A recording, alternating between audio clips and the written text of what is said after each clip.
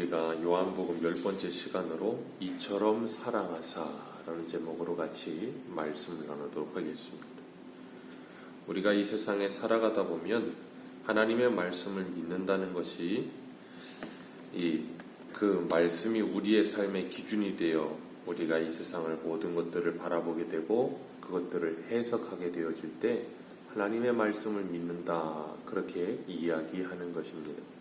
우리가 입으로는 하나님의 말씀을 믿는다 하면서도 우리의 가치관에 아무런 변화가 없고 우리의 세계관에 아무런 변화가 없으며 우리의 물질관, 우리의 경제관, 이 모든 우리를 둘러싸고 있는 우리의 생활이 아무런 변화가 없다면 우리는 믿음으로 하나님을 바라보지 않고 현실을 바라보며 살아갈 수밖에 없어요. 어떤 사건이나 현실을 바라보는 관점이 어떤가에 따라서 그 문제를 해석하는 방법도 다르고 그 문제를 받아들이는 마음가짐도 달라지는 겁니다. 예수님께서 오늘 11절에 우리와 너희를 구분하세요.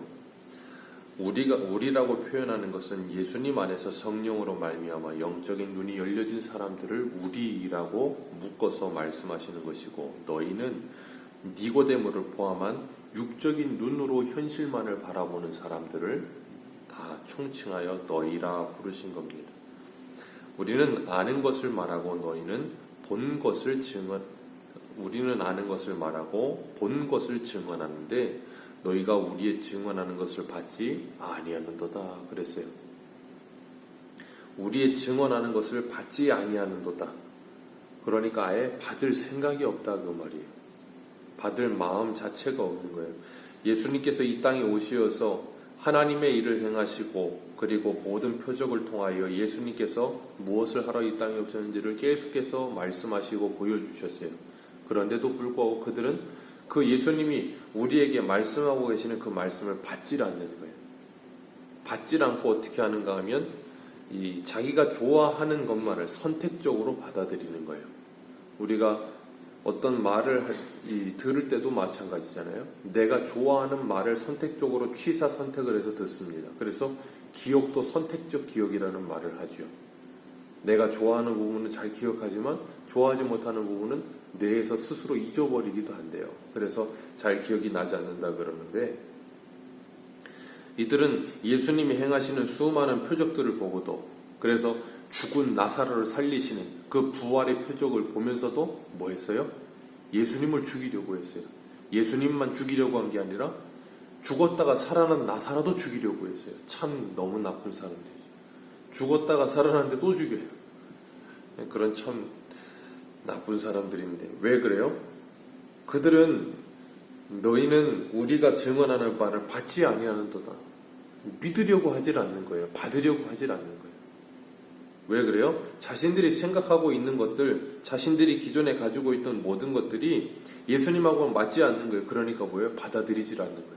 그래서 12절에 뭐라 그러세요? 땅의 일을 말하여도 너희가 믿지 아니하거든 하물며 하늘의 일을 말하면 어떻게 믿겠느냐라고 말씀하세요.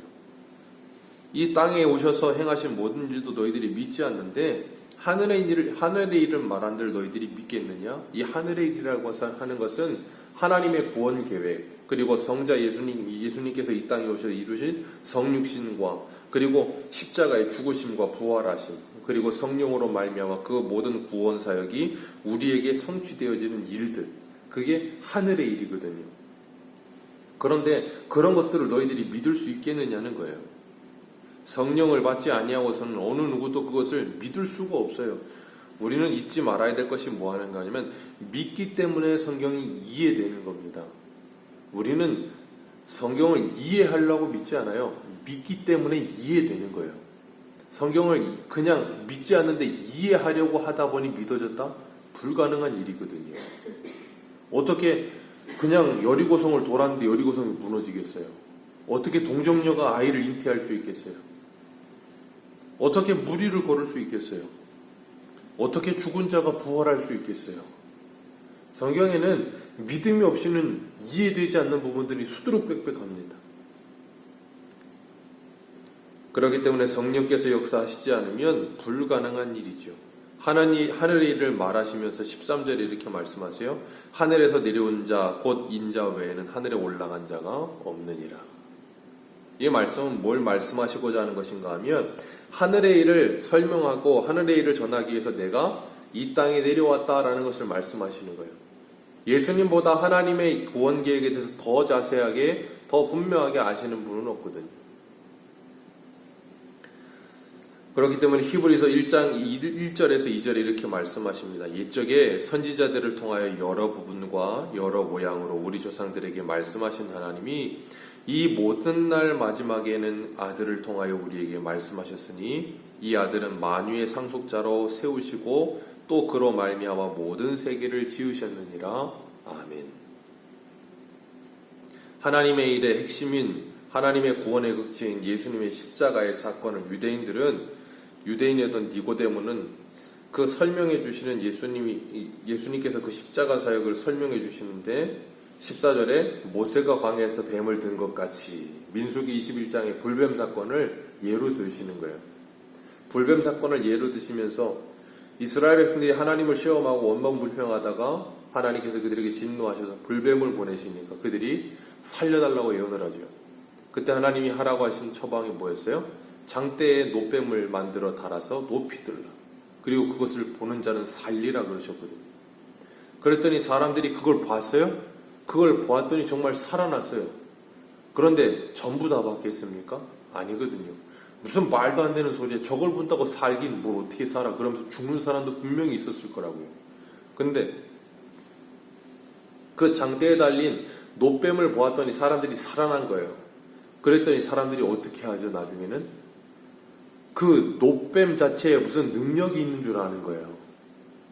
그래서 히스기야 때까지 그들이 뭐였어요? 그 노뱀을 음란하게 섬기는 거예요. 그러니까 장대에 달린 노뱀을 우상 숭배하는 거예요. 무슨 말씀인지 이해하시겠어요? 노뱀 자체에 아무런 능력이 없어요. 하나님이 노뱀을 바라보면 살리라 하시는 그 하나님의 말씀에 순종하여 바라봤더니 살아난 거거든요. 그러니까 하나님의 말씀에 순종하였더니 산 거예요. 그래서 히스기야가 개혁을 할 때 이 이스라엘 백성들이 그 노뱀을 음란하게 섬기니까 뭐예요? 누수단, 이건 노 조각에 불과하다 그러면서 깨트려 버렸잖아요. 그건 오늘날도 마찬가지예요. 인자도 들려야 하리니 이는 그를 믿는 자마다 영생을 얻게 하려 하심이라 그랬어요. 그를 믿는 자마다, 그 말은 뭐예요? 하나님이 보내신 유일한 구원의 길이신 예수 그리스도를 믿는 자마다 구원받는다는 거예요. 그런데 오늘날의 사람들은 또 뭐예요? 십자가를 그렇게도 그냥 뭐 십자가만 그리면 무슨 드라큘라 하노 무슨 그런 영화들 봐서 그런지 모르겠는데 그 십자가를 자고 그 십자가에 무슨 능력이 있는 줄 알아요? 십자가에는 아무 능력이 없어요. 거기에 달리신 예수 그리스도께서 십자가에 죽으셨고 부활하신 것에 능력이 있는 거지.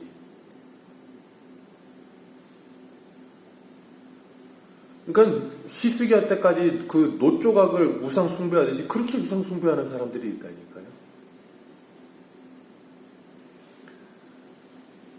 유대인들은 이 말씀이 믿어질 수가 없는 거예요. 왜냐하면 신명기 21장에 보면 33절에 그 시체를 나무 위에 밤새도록 두지 말고 당일에 장사하여 내 하나님 여호와께서 내게 기업으로 주시는 땅을 더럽히지 말라.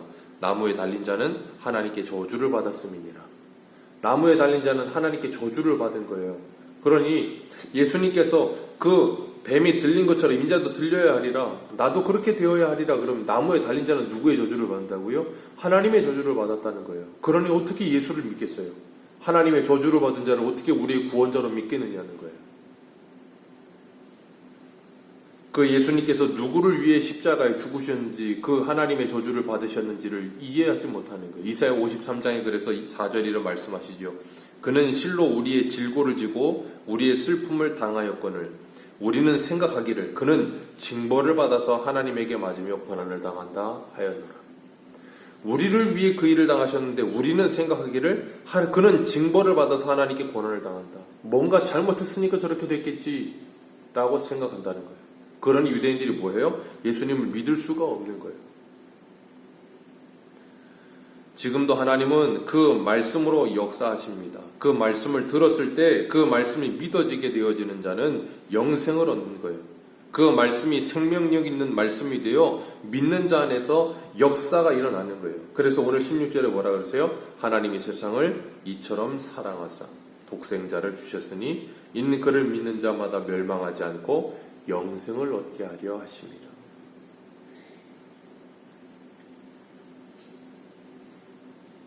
이 성육신의 사건을 통하여서 십자가의 죽으심, 대속의 죽음으로 죽으심을 통하여서 우리를 구원하여 내시기를 기뻐하신 하나님, 우리가 아직 죄인 되었을 때, 우리가 아직 연약할 때, 우리가 아직 원수 되었을 때, 로마서 5장에 있는 그 말씀처럼 하나님께서 그 아들을 십자가에 죽이심으로 우리를 향한 하나님의 사랑을 확증하셨습니다. 하나님이 이처럼 세상을 사랑하사 어떻게 해요? 그 아들을 십자가에 내어 주시기까지 우리를 사랑하사. 그렇게 사랑하신 하나님께서 우리에게 주지 못하실 것이 무엇이 있겠어요? 진정한 사랑은 하나님으로부터 나오는 것입니다. 하나님으로부터 나오는 사랑은 어떤 사랑인가 하면 이 조건적 사랑이 아니고 존재적 사랑이에요.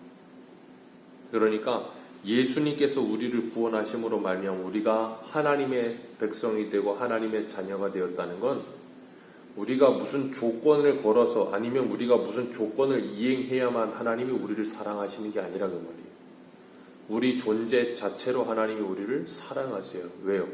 예수님을 통해 우리는 하나님과 부자지간이 되는 거거든요.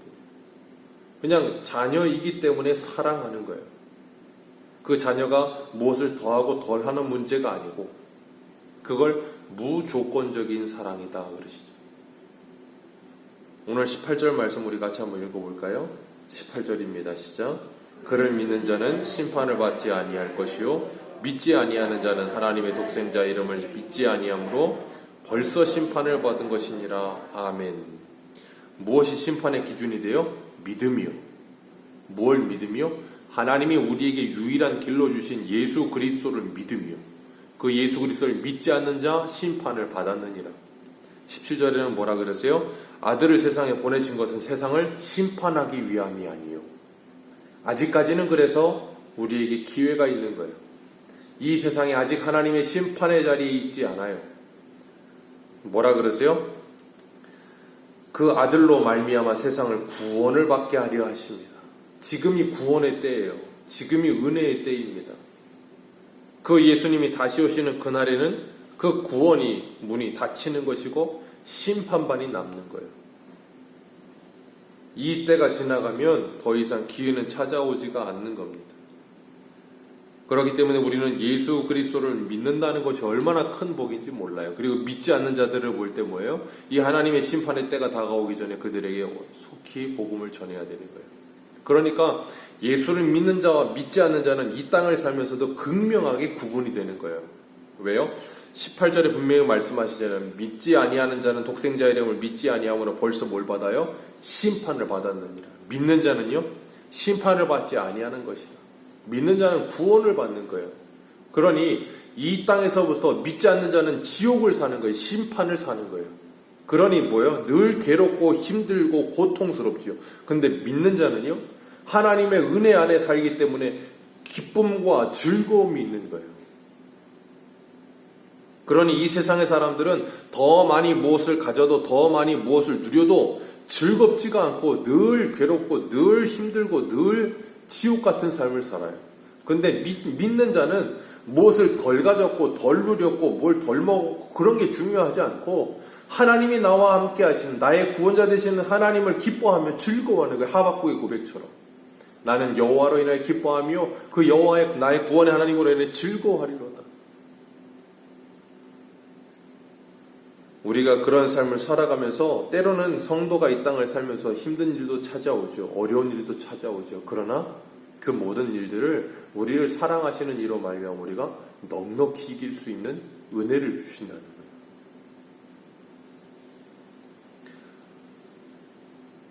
우리가 이 땅을 살아가면서 무엇을 믿고 살아가고 있는가 다시 한번 돌아보시길 바랍니다. 오늘 주님께서 분명히 말씀하고 계세요. 믿음에 대하여 계속해서 강조하고 계세요. 무엇을 믿고 있는가. 우리는 그런 말 하잖아요. 어떤 사람들이 뭔가 좀 이렇게 당당하고 뭐 이렇게 저기 하면 그런 말, 저거 뭐 믿는 구석이 있구나. 그런 말 쓰잖아요. 저 뭔가 믿으니까 저러지. 아무것도 없으면 저러질 않을 거라고. 그냥 정신이 나간 사람이 있는가 아니면 뭔가 분명한 확실한 믿을 만한 게 있거나. 네. 이 세상에서도 돈이 많아서 돈을 믿는 사람은 돈 힘 믿고서 그냥 이 세상에서 권력, 아버지가 국회에 뭐 무서울 게 없어요. 믿는 구석이 있으니까. 우리는 믿는 구석이 있다니까요. 이 세상에 어떤 사람보다도 더 큰 백이 있어요. 누가 계신다고요? 하나님이 계세요. 그래서 세상을 두려워하지 않는 거예요. 그래서 히브리서 11장에 뭐라 그래요? 이 세상이 감당하지 못. 왜요? 세상의 주인이신 하나님이 내 아버지인데 뭐가 무섭습니까? 그렇게 되는 거예요. 우리가 이 땅을 살아가면서 정말 우리는 무엇을 믿고 살고 있는가? 우리는 누구를 의지하며 살고 있는가? 하나님인가? 아니면 내 물질인가? 내 경험인가? 내 생각인가? 내가 하나님이 아닌 다른 것들을 의지하고 믿으며 그것을 힘이라고 생각하며 살던 우리의 모습이 있었다면 그것들을 내려놓고 돌이켜 오직 하나님만이 나의 힘 되심을 고백하며 사는 은혜가 있으시길 축복합니다. 그럴 때 우리는 이 세상을 두려워하지 않을 수 있어요. 그런데 우리가 하나님을 우리의 믿음의 대상으로 생각하지 않기 시작하면 우리는 이 세상을 두려워할 수밖에 없어요. 왜냐하면 이 세상을 감당할 힘이 우리에겐 없거든요. 하나님이 함께 하실 때에야 감당이 돼요. 우리가 세상이 감당할 만한 사람인가 감당하지 못할 만한 사람인가는 우리가 누구를 믿느냐 믿음의 대상에 따라 달라져요. 세상이 믿는 것을 나도 믿고 있으면 세상이 우리를 넉넉히 감당하고요. 우리가 하나님을 의지하고 믿는 순간 세상은 우리를 감당할 수가 없어요. 오늘 하루도 우리가 이 세상을 살아가면서 하나님의 말씀을 믿는 그 믿음대로 순종하며 조금은 부족해도 조금은 억울해도 조금은 연약해도 조금은 어리석어 보여도 그래서 손해를 본다 해도 괜찮아요. 그 문제가 되지 않아요. 왠지 아세요? 그건 조금만 있으면 사라질 것들이에요. 그러나 우리는 그 잠깐 있다가 영원한 것을 소유하게 될 거예요. 그런데 이 땅에서 그 잠깐 있다 사라질 것들을 얻기 위해서 몸부림치면서 사는 인생들은 여기서 그걸 잠깐은 얻을 수 있을지 몰라도 죽을 때 그 모든 것이 그에게 아무런 유익이 되지 못하고 그는 영원한 심판의 자리로 갈 거예요. 오늘 우리는 무엇을 믿으며 살고 있는가? 어느 쪽을 선택하며 살고 있는가? 우리를 이처럼 사랑하신 그 하나님의 사랑을 기억하며 그 예수님의 사랑을 기억하며 그 주님의 은혜 안에 살아가는 우리 모두 되시길 축복합니다. 기도하겠습니다.